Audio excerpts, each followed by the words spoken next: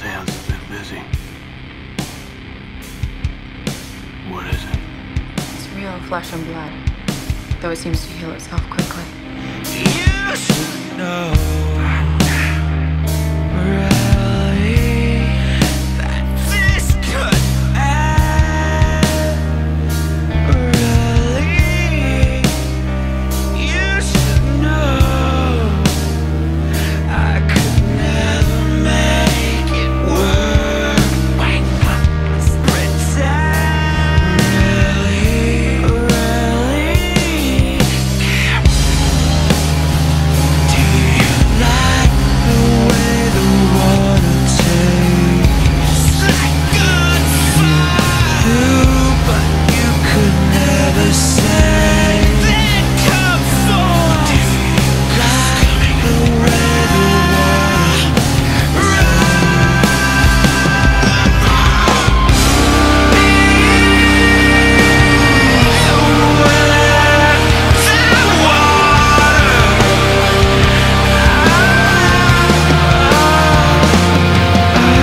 Hey, what is going on, guys? Joe again from Grindhouse Grotto. Welcome back to my channel. Thank you all for tuning in. I've got some really good news tonight, guys. I am so close to the 100 subscriber mark. I think I'm maybe like 4 or 5 subscribers away.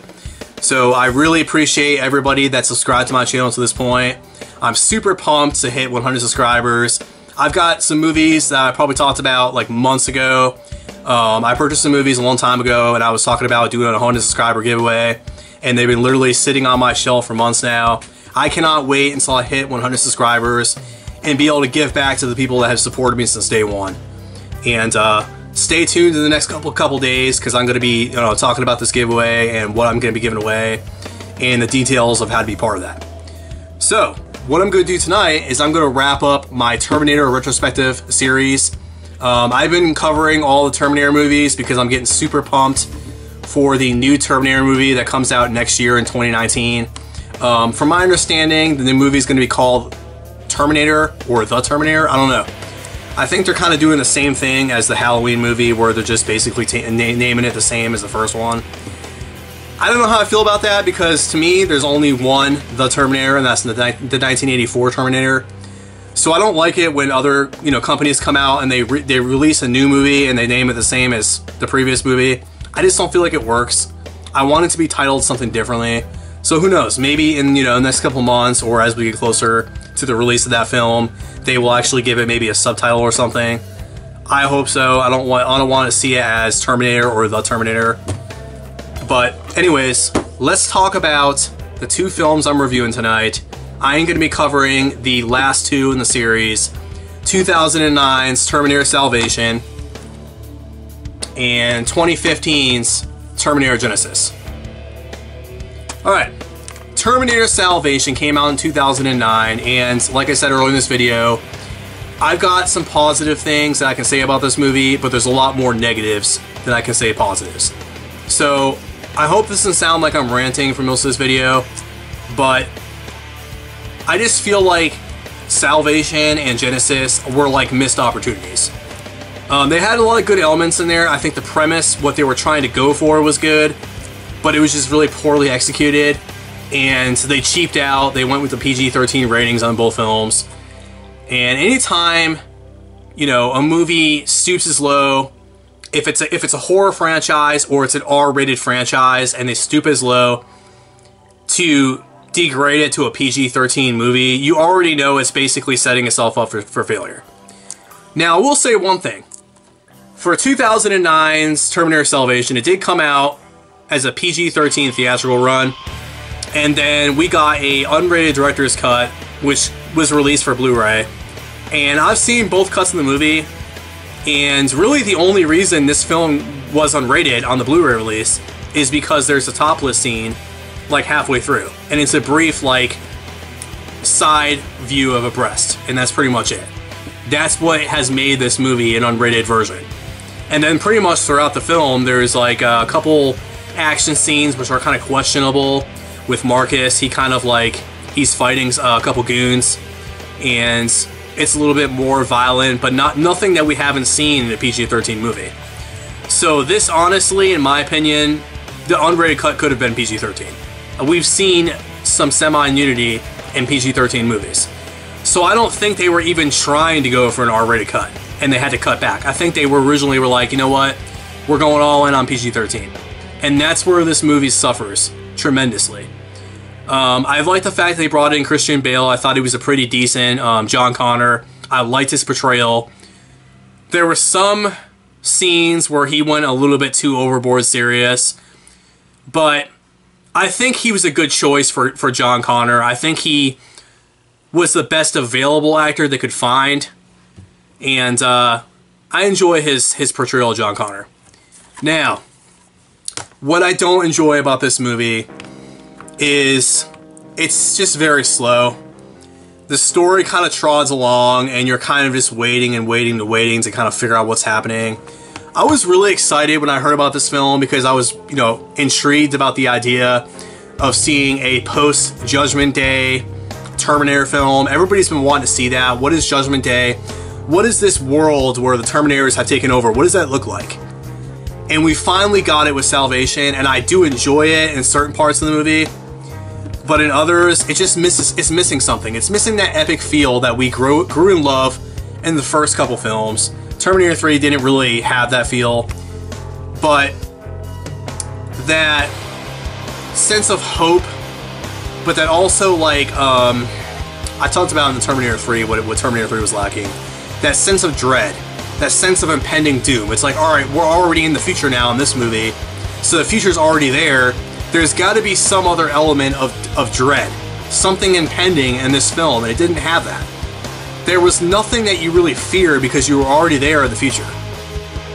And that's kind of what drove the first two films, was the fact that you weren't in the future yet, and you had these, you know, Terminators coming back in time that were trying to invent this impending doom. And it created a lot of suspense.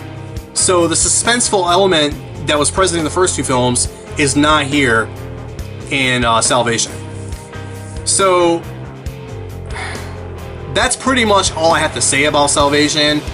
I enjoy some of the acting in here. There's a few scenes mixed in. I put some of the really good scenes that I enjoyed in the intro to this video, so, you know, watch the intro again.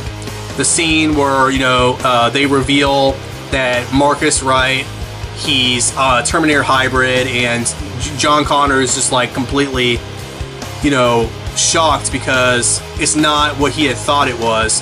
He thought that the Terminators were just Terminators. And now Skynet is experimenting on humans, and they're basically making these Terminator human hybrids to infiltrate the Resistance. And so he was horrified by that aspect, that Marcus was a hybrid, and he thought that Marcus was trying to infiltrate, which wasn't the case. Skynet didn't know that Marcus had some humanity in him. He had humanity left in him. And you can't take that away from a human being. Terminators don't have any humanity because they're Terminators. Humans do. And that was pretty cool. I enjoyed that. And I enjoyed some of the action sequences throughout the film. I think it looked like a really well-polished movie. Like I said, it just trods along, and it doesn't really know what it's trying to do until the end of the film. And I think it was really setting up for some sequels, which I really would have liked to see. And I think maybe if they would have waited a couple years and tried to get Arnold back on board, and maybe somehow had Arnold portray a soldier in the future, you know, the skin prototype where they got the T-101 model for, that would have been cool. A sequel to Salvation, I think that would have been awesome with Arnold back. Maybe had Robert Patrick come back in if they were able to get him in. He could have played the prototype for the T-1000. That would have been awesome, you know, if they could do it. Now, let's shift gears a little bit and talk about Terminator Genisys. Terminator Genisys, I have the same similar feelings about. It's a PG-13 movie. Came out a couple years ago. It's like a semi-reboot. So it's kind of like, if you've seen Back to the Future 2. Back to the Future 2, it's got this alternate timeline. So the first part of the movie is going to seem very familiar if you've never seen it before. It's literally they redid scenes from the first Terminator movie. Plus, they also kind of like incorporated some stuff from Terminator 2, but they redid it for this movie. So it's a real soft reboot. And then once you get past the first third of the movie and you get into the second and third act, it just doesn't make sense. Okay, they basically spit on the fans of the franchise, in my opinion. Now, I'm probably gonna make some enemies here, but I don't like this movie. Okay, I like the first third of the movie. I love the first part of the movie when they basically redo Terminator 1, and it feels really good because you're like, oh man, it feels like a Terminator movie again. Although, you know, the actors are different, it still felt like a Terminator movie. And then we get into the next part of the film, the second and third act, where it just feels so different. They ruined John Connor's character. Okay, they made John Connor a bad guy. They made him the T-3000. And he basically, you know, before John Connor sends Kyle Reese back in time to 1984, the personification of Skynet, the T-5000, basically attacks John Connor before Kyle Reese actually goes through time. Kyle Reese witnesses it, and from that point forward, the timeline that we knew from Terminator 1 and 2 is different. Kyle Reese goes back in time, and it starts off the same. He gets some clothes from a hobo on the streets, but he gets attacked by a T-1000. And that's where the movie kind of takes it plays out differently. Now, Sarah Connor is a badass because she was raised by a Terminator named Pops, who comes back in time into 1973 when she's 9 years old and saves her when she was, you know, out at Big Bear Camp with her parents. They came under attack when she was 9 years old by a Terminator, a T-1000. And she was rescued by a T-100, but they don't really explain who sent Pops back in time to save her. They basically wiped Pop's brain, his CPU prior to before he arrived to 1973, so he doesn't know any of the details of who sent him. But he is the guardian to Sarah Connor. He's sent back in time to protect her, and since he saved her from the T-1000, it's presumably that the T-1000 was just destroyed somehow by Pops. They don't explain that, but anyways, fast forward in time to 1984, and Sarah Connor is now a badass. She's been raised by Pops, this T-800, and they're waiting for the 1984 Terminator to arrive. So they know that he's eventually going to come. The T-1000 will eventually come, but the timeline's different now because of the events of the future, where John Connor now is corrupted. He's got this phase antimatter, or whatever they call it. I can't even remember what it is. It's ridiculous. But he's morphed into this Terminator human hybrid who's the most sophisticated Terminator to this point. He's phase matter, so he can like pretty much do the same things as T-1000, but I don't know. That's what it is about this film. Like, it doesn't make any sense. Like, they try to explain it, but it's so confusing. When I saw this in the movie theater, I was getting tired. I was mentally tired from like trying to figure this out. I was so focused on trying to figure it out, I couldn't even follow the story. By the end of the movie, I was like, what the hell did I just watch? What the hell was what happened in this movie? So that's kind of my feelings on Terminator Genisys. I thought it was a missed opportunity similar to Salvation, and that's kind of why I wanted to do both of these reviews together, because they're pretty similar. My thoughts, my feelings on them. I both think they had a good premise to them, but the people that made these films, they didn't realize what made the previous films work, and they tried to do too much with these two films. But anyways, guys, those are my thoughts on Terminator Salvation and Terminator Genisys. I really wish that I could sit here and tell you, man, I love these films, and go into the, you know, my whole thoughts and my feelings on these films, but at the end of the day, I don't have the same feelings for them as I do Terminator 1 and Terminator 2. I don't particularly want to watch these films as frequently as I watched the first two. I can't even tell you the last time I watched these two movies. I probably have seen these movies a total of 5 times. And if you think about it, I've watched Terminator 1 and Terminator 2 probably close to 1,000 times now. And that's not even an exaggeration. There was a period in time back when I was in college, and I literally probably watched Terminator 2 like almost once or twice a week. I love these films so much. Like, the Terminator movies, the first couple of movies, are classics. They take me back in time to when I was a little kid, and I just fell in love with the Terminator franchise. And these two films, Salvation and Genisys, I just can't say that about them. Now, when I wrap up this video, I want to quickly talk about how I rank these movies. Okay? I've given it a lot of thought after doing all these movies, and I want to rank the movies. First up, I'm going to go in the order that I like them. First up, it shouldn't be a surprise to anybody, Terminator 1. It's a classic. I like it more than Terminator 2. It's just a hair ahead of Terminator 2. I like the horror aspect of it. I like that it was actually intended to be somewhat scary. You know, Arnold was just a fantastic Terminator. He was menacing. He was creepy. You just had the sense that he just kept on coming and coming and coming, and you couldn't stop his Terminator. No matter what, he was going to keep coming for you. And I feel like that's what these other films have missed. And I felt like even Terminator 2 kind of missed that. I think Robert Patrick in Terminator 2, which happens to be my number 2, is Terminator 2 Judgment Day. I think Robert Patrick did a phenomenal job as a T-1000. He was very menacing, similar to Arnold's, but it didn't feel like... His character was menacing and creepy, but the overall tone of the movie was different. It didn't feel like a horror movie or had horror elements in it. It felt like more of a summer blockbuster, more of a action science fiction film, which is cool. I enjoy Terminator 2 for that aspect. I mean, I love them both. They're both classics. But to me, Terminator 1 is always going to have that place in my heart because I love horror movies. And it's a horror sci-fi, and I think Arnold was so freaking creepy and so perfectly casted as a Terminator in the first film. Now, the next film, number 3. Please do not hate me for this. Number 3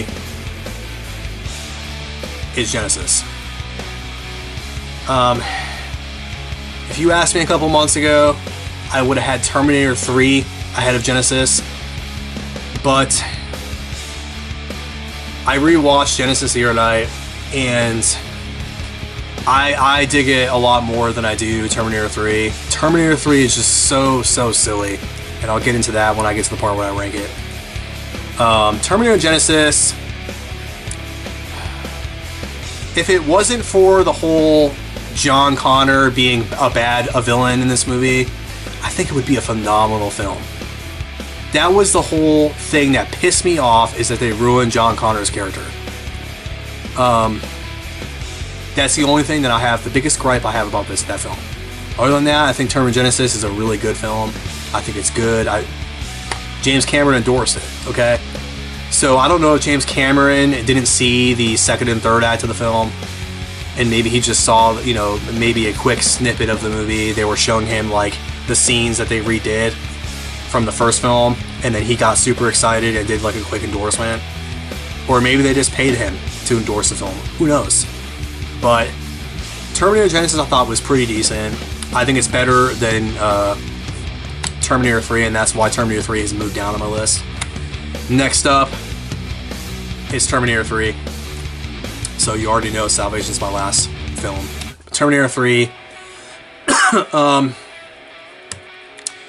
Yeah, it's pretty much a reimagining of Terminator 2. It's a ripoff of Terminator 2. It tries real hard to make people that like Terminator 2 to have that same feeling for the film. Arnold looks pretty much similar. He's doing the same exact thing as he did in the first one. But what really makes this film horrible to me, there's two things. the really cheesy one-liners in that film, and then I don't like the TX. I think the TX was a downgrade from the T1000. It's like they took the concept of T1000 and they went back and added the endoskeleton inside of it. And I get it, it's got mechanical parts inside of it that the T1000 didn't have, so it can do a lot more mechanically. But because it's got the endoskeleton, it's more prone to being destroyed.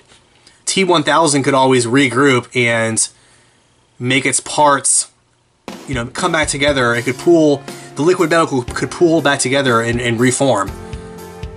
TX couldn't do that. So that's why I rank it number 4. And last but not least, Terminator Salvation. It's just, doesn't have Arnold in it, doesn't have that epic feel, and it doesn't feel like it had a direction. And I really think it would have been a better film if they went for the hard R rating and they made it more have a more serious tone. But yeah, guys, that's how I rank the movies. I'm probably gonna have some enemies. Everybody has their different thoughts on the film. I respect anybody's opinion when it comes to the franchise, and so I would hope that people will respect my opinion. But anyways, guys, those are my thoughts on all 5 of the films.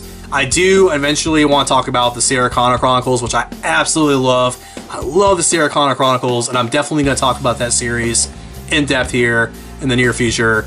But those are my thoughts on the 5 films. Those are my thoughts on Terminator Salvation, Terminator Genisys, and how I would rank all the films. So that wraps up my Terminator Retrospective series. I hope you all enjoyed it. If you enjoyed this video, drop me a thumbs up. Give me a comment in the comment section. Let me know what you thought of my reviews. Are you excited for me to hit 100 subscribers? I can't wait to have that giveaway and give back to my fans, people that watch my videos. And if you're not a subscriber, please do subscribe to my channel. I got that giveaway coming up, and I can't wait to give it to somebody. All right, guys. So next time, take it easy.